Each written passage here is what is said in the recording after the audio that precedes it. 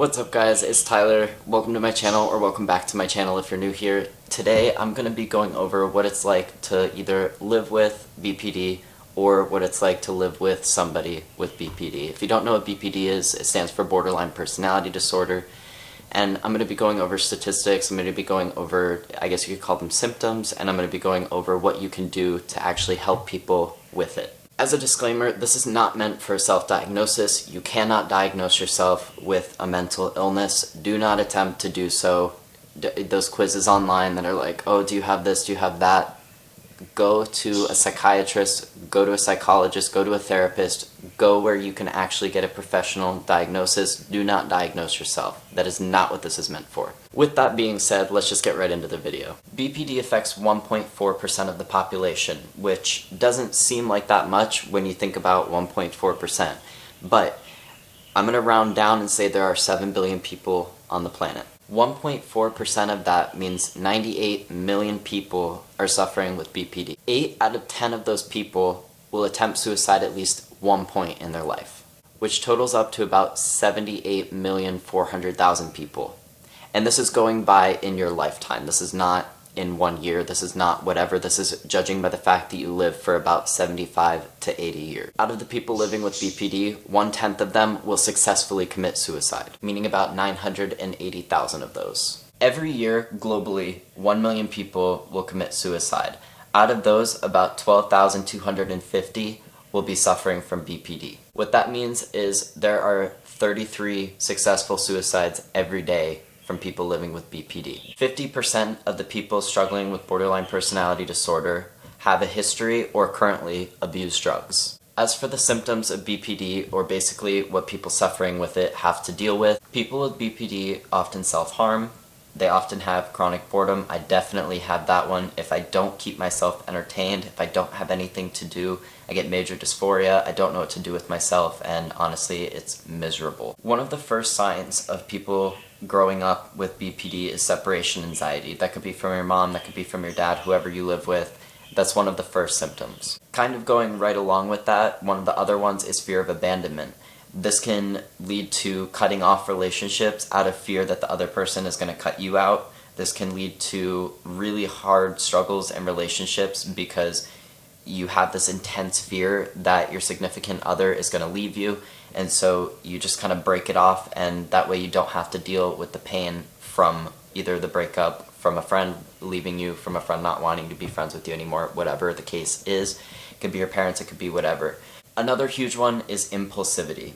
This can mean, drug abuse. This can mean, piercings. This can mean tattoos. I don't know if you can see that. Wait, it's hard to hold my arm that way. You guys know what impulsivity is. It's just making a rash decision without thinking it through fully. People with BPD are often extremely aware. I know definitely for me, I 100% am aware of everything going on in the room. I have to listen to everybody's conversation, not because I'm nosy, not because I want to know what's going on. I can't help it. If I'm having a conversation with this person over here, I still am listening to what this person over here is saying, even though I'm not a part of it. But I still catch everything. I watch everybody. My eyes constantly dart around the room because I observe, and it's not that I have to know what's going on, I just can't help it. My body is just very observant of everything that's going on in the room, wherever I am. People with BPD have a very strong urge to be liked by everybody, so they it's not that they change themselves for everybody, but they kind of match energies, I guess you could say, is a good way of putting it. There's some people that, are quiet, and there's some people that are very outspoken. A person with BPD can be both of those people. They can go from very quiet 1 second to being, I don't want to say loud and obnoxious, but it can happen. They could be the class clown, they could be the loner, they could be, the tomboy, they could be whatever it is. They kind of want to be liked by everybody, so they don't really have a specific identity. And that can lead to people thinking that they have multiple personalities. That's where that stigma comes from, basically. A lot of people with BPD struggle with addiction. I know in my past I definitely have. I've been sober for a little while now, so yay me. But they often struggle from addiction, from harder drugs. Even if it's not harder drugs, they'll find other things that they can get addicted to. And it's just because once you find something that you enjoy or that makes you happy, you just want to keep doing it. Because when you have BPD, you generally don't feel happiness from a lot of things, and it kind of sucks. So when you find something that does make you happy, whether it be a drug, whether it be a sport, an instrument. I know when I first started learning guitar, it made me really happy, and I would literally sit there for 5 to 7 hours a day, not even a joke, whatever, and I would just sit there and I would play guitar because I found something that I really loved. So they get addicted to things really easily, but at the same time, they can drop things really easily, and they might be super interested in playing a musical instrument at one moment, and then all of a sudden, it's just, they don't want to do it anymore. And it can be the same with people. They can love somebody 1 minute, and all of a sudden, once they're, I don't want to say bored of them because it's not the correct term, but once either that person has done something, once that person no longer is who they thought they were, they can just immediately switch from idolization to derealization. And then that person is no longer really relevant. And that's why people with BPD can often be... I can't speak today. I am so sorry. That is why people with BPD can often be seen as sociopaths or misdiagnosed as sociopaths, is because it can go from idolization to just complete nothing in a matter of a second, and there's no more feelings. Another symptom is dysphoria, and this is probably the worst symptom of BPD from my personal experience.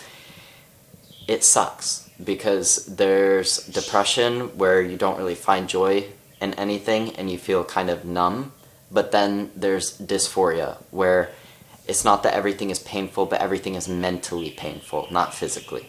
But it just sucks to do everything. Your brain just does not cooperate. It doesn't let you do what internally you want to do, and it sucks. I mean, honestly, I don't know how else to put it besides that. It's the opposite of euphoria, so imagine those good feelings. It's the opposite of that. It's just a bad feeling all the time, and that one probably is what leads people to suicide most of the times. People with BPD are often assumed to be unstable, and that's just because, like I said, they can switch from loving something to hating something in a matter of a minute, and it's not their fault. It's just what their brain is telling them. It's how they're feeling. Can people control their reactions to how they're feeling? Absolutely.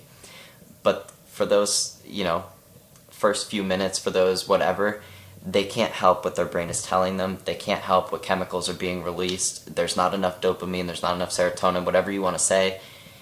They can't help it. People with BPD, a lot of people that have to, I'm going to just say deal with them, often describe them as being very black and white. There's no gray area, there's no room for a gradient. Most people, when they think about something, they can slightly dislike something, and they can slightly like something or slightly enjoy something. That's not an option for people with BPD. It's one extreme or the other. So they go through life either extremely, extremely hating everything, or they go through life extremely loving everything and in a blissful state. But the problem is even unlike bipolar, where it switches every few days to every few weeks, it can switch in the matter of a minute. And all it takes is just one thing to trigger it. People with BPD often have angry outbursts, and this is because something will set them off, or they bottle up emotion because they have a fear of losing people, so they don't want to say something wrong, or they don't want to call somebody out when something hurts them, so they just kind of bottle up those feelings. And then, one thing will just kind of push them over the edge, and they snap. And that's why people often see that they have this switch in personality. It's not that, it's just all of a sudden they hate you. It's not that. It's just they've gotten to the edge and they just internally can't take it anymore. And that's why you don't bottle up emotions. That's one thing that you can do if you have BPD.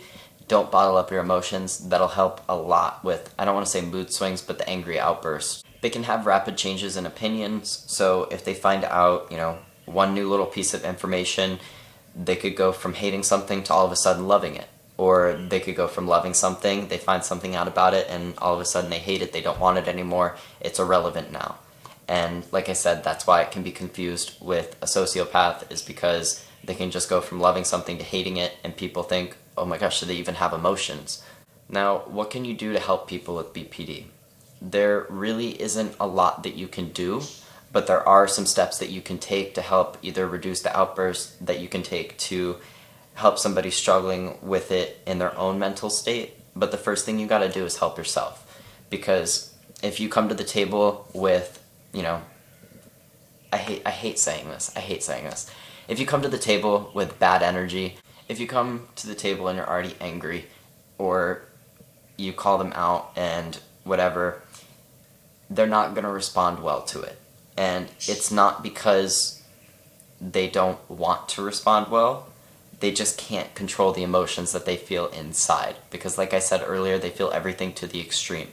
So if you are calling them out, they feel that to the extreme. They get very hurt by that. I know that when I would get yelled at, it would upset me a lot, whether it be at work, whether it be wherever. It doesn't matter. It would upset me a lot, and I was like, why is this bothering me so much? And I didn't understand, because at the time I didn't have an actual diagnosis. And I didn't understand why things would bother me, and I could tell myself over and over, it doesn't matter. They're just trying to help you. They're just trying to make sure you do it right, whatever, and it wouldn't matter. It was just a horrible feeling of dysphoria.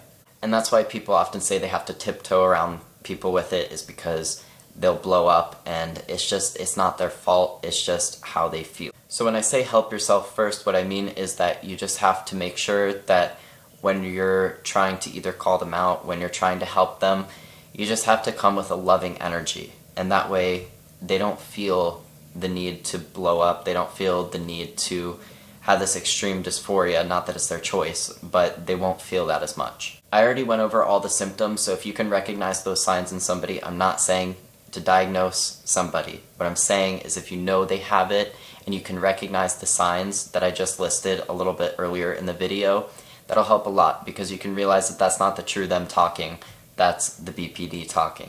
That's not how they're trying to act, that's not how they want to act, that's just how they feel, and they have trouble controlling their external reaction to how they're feeling. Another thing, I already kind of said this, is just understand. They can't control their emotions. I kind of already went over that. You just have to understand that. Another thing is, don't isolate yourself. Like I said earlier, people with BPD have an intense fear of abandonment, and that can be friends, family, significant other. I already listed that earlier. Don't go ghost on them. Try to be responsive, because I know for me, I'll text somebody and, you know, if they don't reply in like 2 hours, I'm like, they hate me. And it's not that I think that, it's my brain telling me that. They hate you. They hate you. They don't want to be friends with you. Or if I get left on red, it's just dysphoria. It's awful. And it's not that what you're doing is wrong, because obviously people have their own lives. You know, you can think that they need to understand that, and they do. I promise you, they understand it, but they can't help how they're feeling, and it's just dysphoria, which is why it's so bad, is because they can tell themselves all day, they don't hate you, they just have stuff going on, that's why they didn't respond, that's why you got left on red. And their brain doesn't tell them that. It's hard. This kind of goes right hand in hand with the one that I just listed. Be responsive. Basically, you know, if you see the text, try to reply as soon as you can, because it worries that person. They worry about, you know, are they still friends with me? Do they still like me? What did I do wrong? And that's where their brain goes. When you have BPD, there's very few things that bring you joy. So one of the few things that does is appreciation. I know for me, it's one of the few things that makes me feel really good, is appreciation. When somebody comes up to me and they're like, I saw what you did, thank you so much for that. Or, hey, I noticed you did this earlier, I really appreciate that. Like, things like that make them feel really good inside, and that's one of the few things that they can really find joy in. So if you're struggling with BPD, try helping people, because that's what's going to make you feel good inside. Go outside, pick up trash, and, you know, clean up your neighborhood, whatever you gotta do. That's what's gonna make you feel good. Another great thing is encouragement. Make sure to encourage them if you notice, whether it be at work, you know, hey, you did a really good job with that. Basically, just encourage them. It's really not that hard. Just say encouraging words. Try not to bring them down. If you're friends, you shouldn't be bringing people down anyway. And honestly, the last thing that I can say is be prepared, because there are gonna be emotional outbursts. Again, just understand it's not what they're trying to do. It's not what they're trying to be like. They genuinely are good people, but they just can't help their emotions, because they feel everything to the extreme. I hope you guys enjoyed this video. If you did, make sure to leave a thumbs up. Make sure to subscribe, all the good stuff. I'm not going to be like every other YouTuber, whatever. If you didn't like the video, that's fine. I don't really care. I'm making it for the people that do like it. So If I did miss anything, make sure to leave it in a comment below. I would love to obviously learn more. I'm not an expert on this. I only am judging this from my own experience personally, but I would definitely love to hear other people's experiences, whether it be their own or struggling with somebody else with BPD. Leave them in the comments, because I definitely will read through them. I'm going to reply to all the comments in this video. So thank you so much for watching. I will see you in the next one.